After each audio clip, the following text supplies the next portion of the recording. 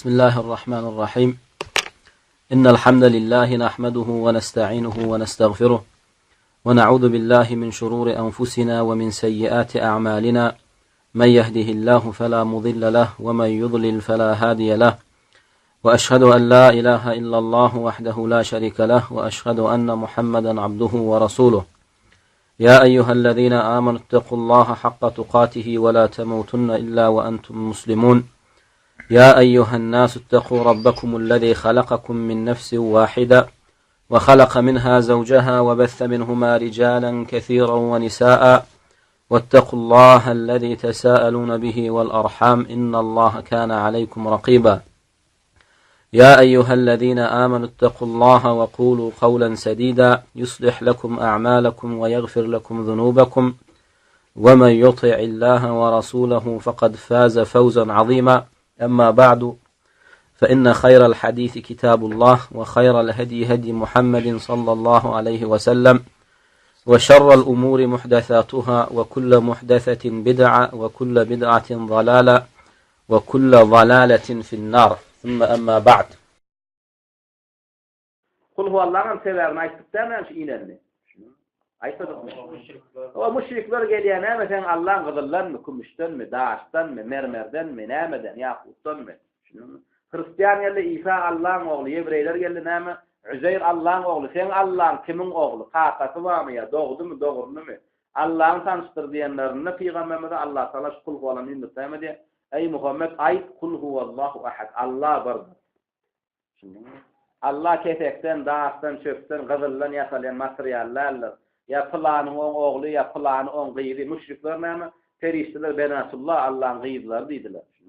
Ferişteler Allah'ın gıyri diýerler. Ya Hristiyan oğlu deyip, olan barsının ağzın näme? Dowdokun odu bilen doğru diýerler Allah Taala. Sen olara ayt, kul huvallahu ahad, Allah bir. Yeketek. Allahu samet. Yeketekliğine nemeter ol Allah samet. Samet diýmek näme? Hiç bir zada mätäşlik çekmeyen Allah. Ýöne ondan beter näme? Hiç bir zada mätäşlik çekmeýe, o şahatda da hemme zatlaň mätäç bolýan zat. Samadyň manyny şu.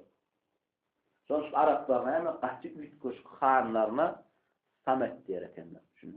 Hanlykda bir derejesini dolduran adama hanlaryna samadani diýen ekenler. Şu samadyň näme? Iň esasy tefsir etýän matlary, käbir ulamalar tefsir etdiler näme? Yani ilahlikde, hojoýunçulukda, Rablygyny hemme kämilliň eýesi bolan nimet diýip samad. Käbir näme? Hiç bir zada mätäşlik çekmen we hemme zatlaryň mätäşligini näme çödýän, hajatlaryny bitirýän we hemme mahlukatlary, hemme näme istegardyklaryny, hajatlaryny bir yüzlenilýän Allah diýmek samadyň manyşy. Akär alimler näme samadyň manyşy ýerine aýetde lem yedit we lem yulad. Samet demek doğmadyk we näme doğurmadyk diýýär. Hemmesini alamda näme şowurga telefon doğun ene tamätäç. Şunuňmy? Doğuran çağa mätäç. Bir näme doğurmy? Allah Taala Adam ogluny näme perzent doğurýalyk etdi.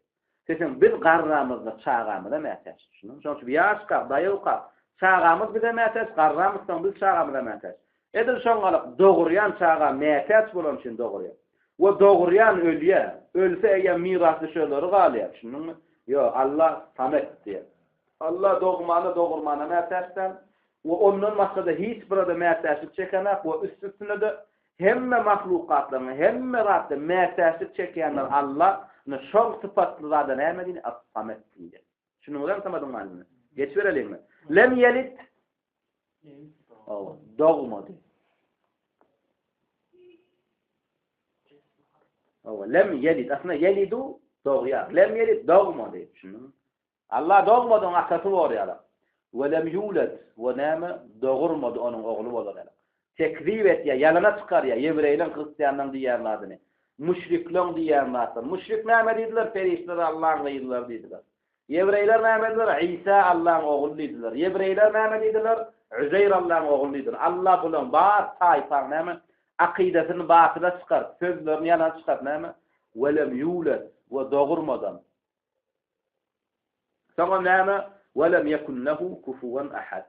Ve lem yekun ve bolmady lehu ona kufuven tay ahad hiç kim. Şunu sözme tayyesek ve lem yekun bolmadı lehu ona kufuven den tay ahadun hiç kim. Yani ne ilmanıda tay diyorlar, kâviyeler yani ayal diye. Ve hiç kim onun ayalı bolmadı. Doğmadı ve doğurmadı da. Ve nem hatta o doğurur ayalı vardı mı? Yok hatta Resul Allah'tan ayalı mı? Kâviyelerine ve lem yekun lehu kufuven ahad. Yani ilahlikte, Rablıkta hiç kim Allah diye tay bolmadı.